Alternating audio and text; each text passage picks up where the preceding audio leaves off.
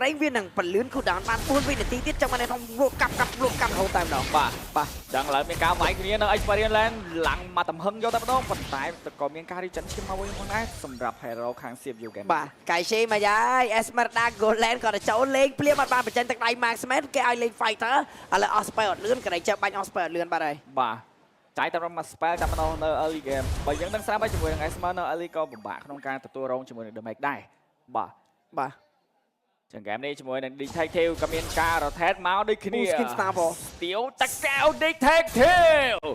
ទៅវាយជាមួយនឹង Ding Darate ដែលយើងក៏មកភ្លេចដែរជាមួយនឹង sponsor របស់យើងគឺ Infinite Note 50 Series ជាមួយនឹង MPL Edition សម្រាប់ gamer ទាំងអស់គ្នាជាមួយនឹងការសាកថ្មល្បឿនលឿន90វ៉ាត់ក៏ដូចជាឥតខ្សែវិញគឺសាកទៅដល់30វ៉ាត់ដូចគ្នាមកពាក់ជាមួយនឹងក្រង់ AMOLED ល្បឿន 144Hz ក៏ដូចជា link ជាមួយនឹង game Mobile Legends ដោយរលូនយកតែម្ដងជាមួយនឹង RAM 24GB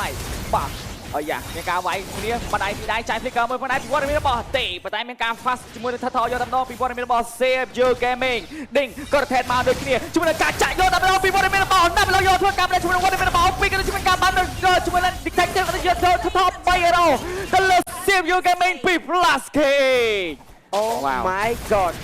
ខ្ញុំអត់បានមើលជាមួយនឹងការ clear lane mid ហេតុអីអូពីអត់មាន level 4តនថទី1បាទទៅវិញគឺជាមួយនឹងការបោកទៅលើ Detective មកតង់ដាច់យកតែម្ដងពី Final Slash Roboting បាទយ៉ាងណាមានអារម្មណ៍ថាវ៉ាឌូក៏ព្យាយាមបើក team fight នៅ mid តែគាត់អត់ពាំងគេនៅ mid ហ្នឹងហ្មងទេគាត់ដើរចូលមក team fight វិញគេមកដល់ Final Slash គេ fight មក team fight នឹងជុំគ្នាបណ្ដោយបាទព្រោះវ៉ាឌូតែញែក team fight 2ឬក៏ដក roll damage ក៏មកចូលទៅដល់គ្នាគាត់បាទ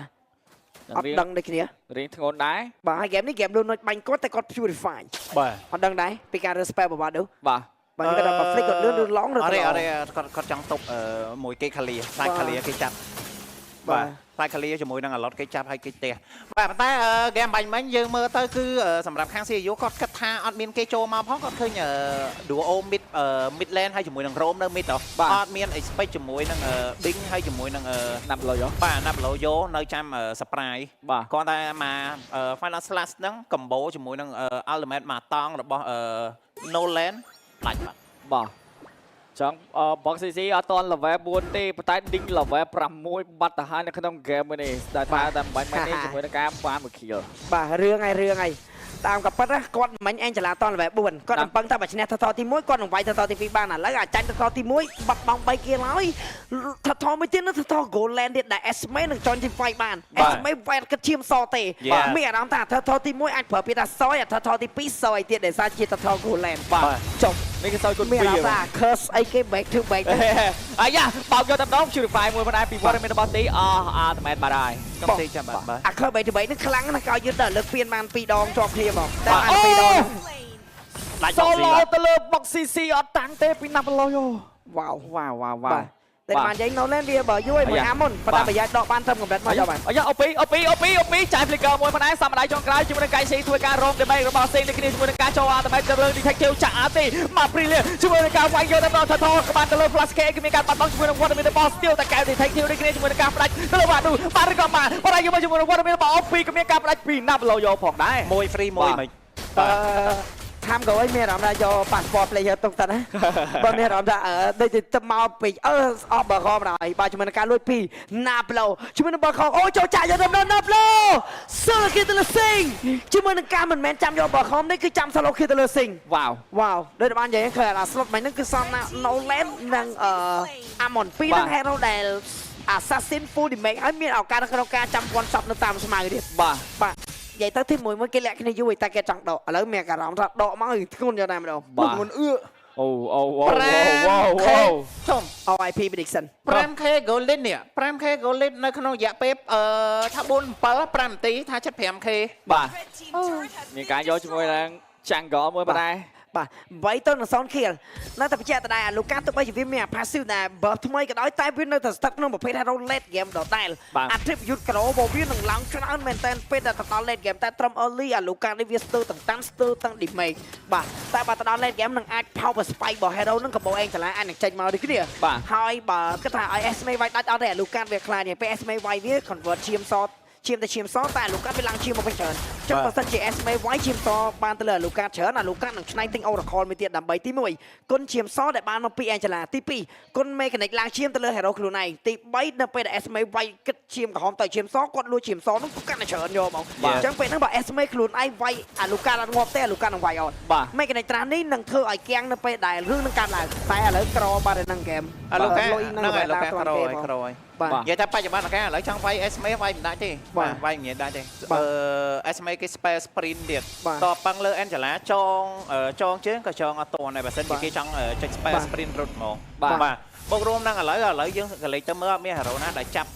ជាមានប្រភេទ hero stand ដើម្បីទៅចាប់ទៅខាង team plus KA ទេអត់មានបាទទៀតទីអំណោយណាបើសិនជា power spike នឹងកើតឡើងទីនៅប៉អុកទី2បោក ultimate យូរណាហើយពេលហ្នឹងបើគេនិយាយគ្នាត្រូវ SMA វាយ SMA វាយអ្នកផ្សេងហ្មងឲ្យលូនុចបាញ់វិញបាទឲ្យលូនុចបាញ់វិញមកតង់ទៅណាមួយដែលមិននៅ early ចេញពី team flash ច្រើនអូជួស្ទៀវតកៅហើយនៅខាងក្រោមមកបាយនៅស្លាមមួយក៏ដូចមានការចូលអាទីយកទៅ detect ស្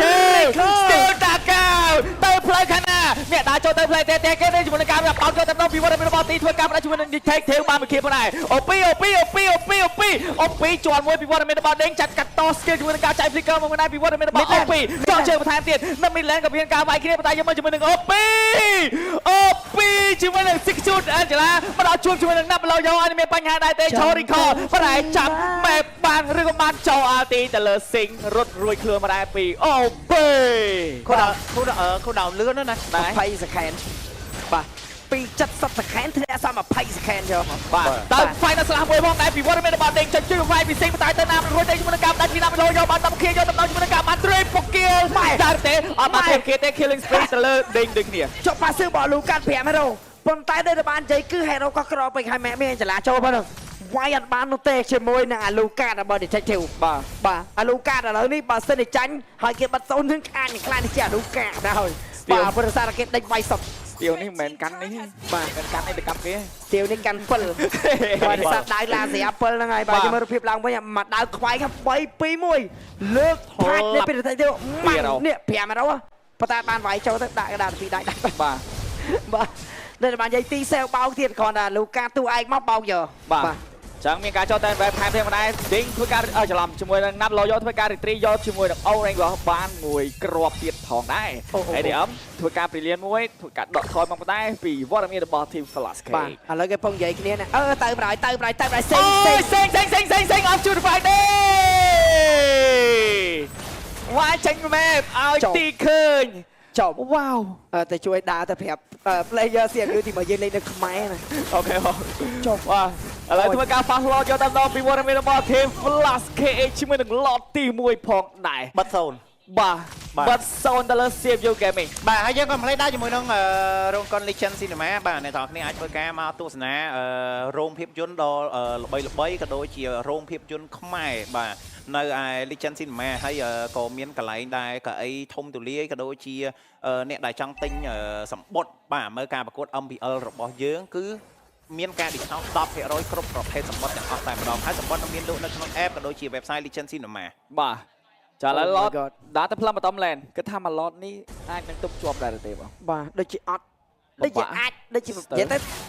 ពិបាកនឹងទុកព្រោះគេមានអាន lot ត្រូវគេមានអាន lot គេអត់ឲ្យយើងឈរទៅផ្ទះទេហើយណាមួយ target យើងមិន5ទេ target យើងតែ4ទេអេចលាដែលនៅក្នុងខ្លួនមនុស្សម្នាក់ឯងតែផ្ទះ4បាន5បាទកៃស៊ីធ្វើការបើកម៉ែប៉ុន្តែជាមួយវត្តមានទីគ្រាន់តែបែតយកតែម្ដងអត់ទាន់មានការបោកអត់តែទៅលើសិងទេតែសិងមាន purify ក៏ដូចជាកន្លែងនេះជាមួយនឹង T2 Turret នៅខាងផ្លឹមមានការយកបានប៉ុន្តែពីវត្តមានរបស់ Plus KA ណាស់លោកធ្វើការប្រេកជាន់អាទីពី boxing ជាន់ខោបាត់ហើយពី boxing ប៉ុន្តែជាមួយនឹងវត្តមានរបស់សិងមានការផ្ដាច់យកណាពីកៃស៊ីធ្វើការដេញវាយបន្ថែមទៀតចុចណាប់ជាមួយនឹងការផ្ដាច់ទៅលើ detective បន្ថែមទៀតជាមួយនឹងការផ្ដាច់ទៅពីវ៉ាដូសាប់ដៃចុងក្រោយចាក់1ចាក់2ផ្ដាច់កូនឡាច់បាត់ទៅលើណាប់ឡូយ៉ូក៏ដូចជាសោកពីរតែម្ដងពី boxing ហើយនឹង OP អានឹង defend គេបានដែរទេតែ TC នៅខាងផ្លូវ Milan ក៏បន្ត Milan ក៏មានការបាត់បង់ដូចគ្នាមានការចូលទៅលើ boxing វាយយកដល់ពីណាឡូយ៉ូបានជាមួយ killing spree ទៅលើតែយើងក៏ដូចជា ទី1ជ័យជំនះលទ្ធផល17-0គឺបានទៅលើ team